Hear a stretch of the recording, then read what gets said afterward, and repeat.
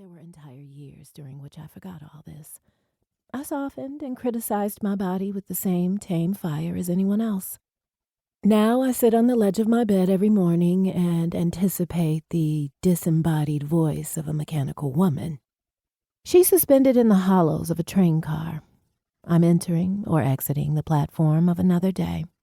Her words are stern and wrought with warning, though the danger itself is cloaked in static. "Look down," she cautions. "Watch the gap." I still don't know where to fix my eyes. My feet? My attention strays from finding my footing. It snags on the slick of sweat on my toes, the angle of my ankles, the length of the hair on my shins, the shapes of the stretch marks on the backs of my knees, those little bolts of light. I chose wrong. I always choose wrong, but I keep moving. Thursday afternoon bleeds into evening. I was supposed to have today off. Sunset seeps through the windows in the lobby of my building. The glare from the glass cuts my vision. I'm exhausted from an uneventful shift at the museum. I key open my mailbox, expecting nothing, ready to abandon the task if a chatty neighbor appears. I find an envelope with something stiff inside. A spam postcard, I presume. A greeting card to mark a meaningless occasion. I leave it on top of the block of mailboxes where misplaced mail gets placed. Sweat skates down my skin. I move the single braid of my hair from my left shoulder to my right. The bulb overhead highlights my neck for an audience of none.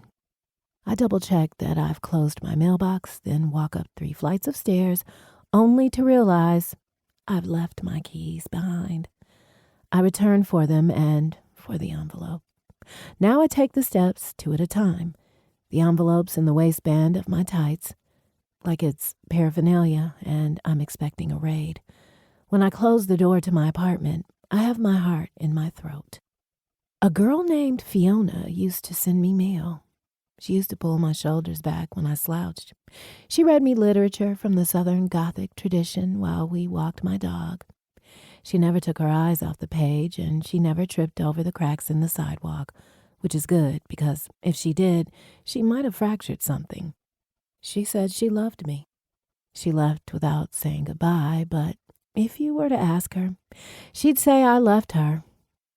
She would be right, but that was a very long time ago, and we are women now. She wrote me letters, wrote me into existence. I returned the favor. We made magnets of whomever would accept us for what we were. We attracted only each other.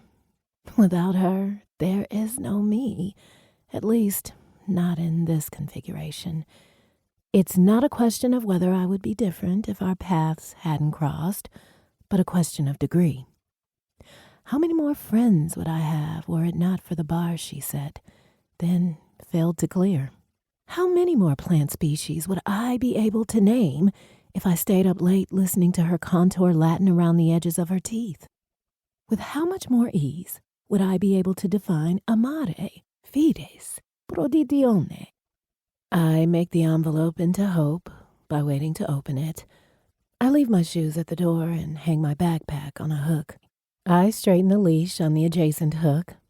There's no dog here to greet me. I turn the lights on and then off and then on, counting each time up and up from a random number. In the kitchen, I press a glass of cool water to my face. I boil water for tea because when I calm down, my body will remember that it's January and my radiator is capricious. I've apparently thrown the envelope on the floor. I wash and dry my hands and retrieve it. I try to remember what Fiona is.